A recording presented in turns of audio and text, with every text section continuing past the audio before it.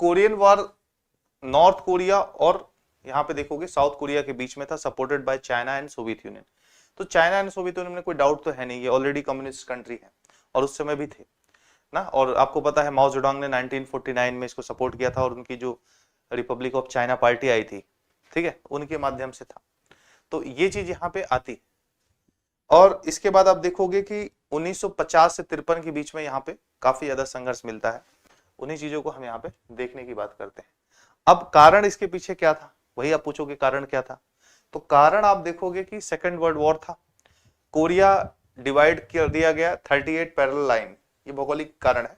कई बार पूछा जा सकता है कि कोरिया किस, नॉर्थ कोरिया साउथ कोरिया में विभाजन की रेखा को हम क्या बोलते हैं। काल्पनिक रेखा है, जैसे कर्क रेखा, मकर रेखा, ये सब तो जानते हो ना, इक्वेटर वगैरह, विषुवत रेखा, ये सब थोड़ा सा भूगोल का नॉलेज होना चाहिए। अब ये एनसीईआरटी वाली चीज है, टाइम जोन कैसे डिवाइड होता है ना। तो इसी आधार पर आप देखोगे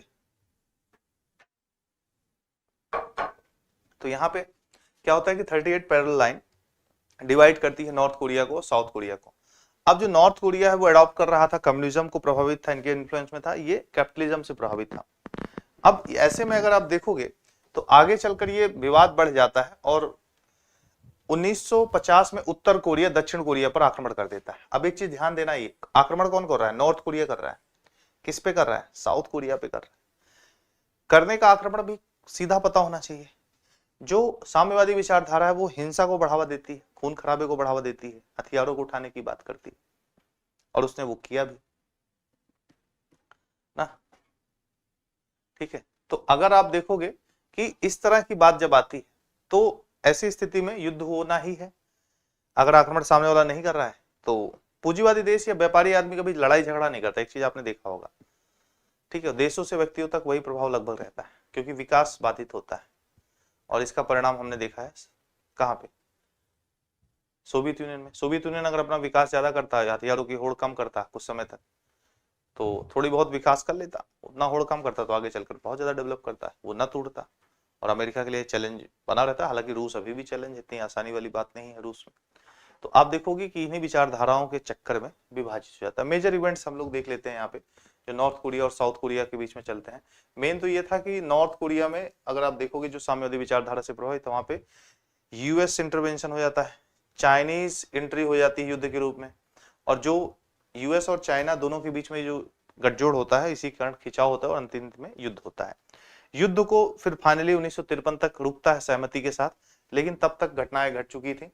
और सबसे बड़ी बात है कि यहाँ पे आप देखोगे 27 जुलाई 1953 को युद्ध विराम समझौते पर हस्ताक्षर होते हैं और असैन्यकृत किया जाता है, डीएमजेड, ठीक है, असैन्यकृत क्षेत्र को घोषित किया जाता है। और लेकिन युद्धाधिकारी के रूप में समाप्त नहीं होता था आधिकारिक रूप में, और विभाजन हो जाता है।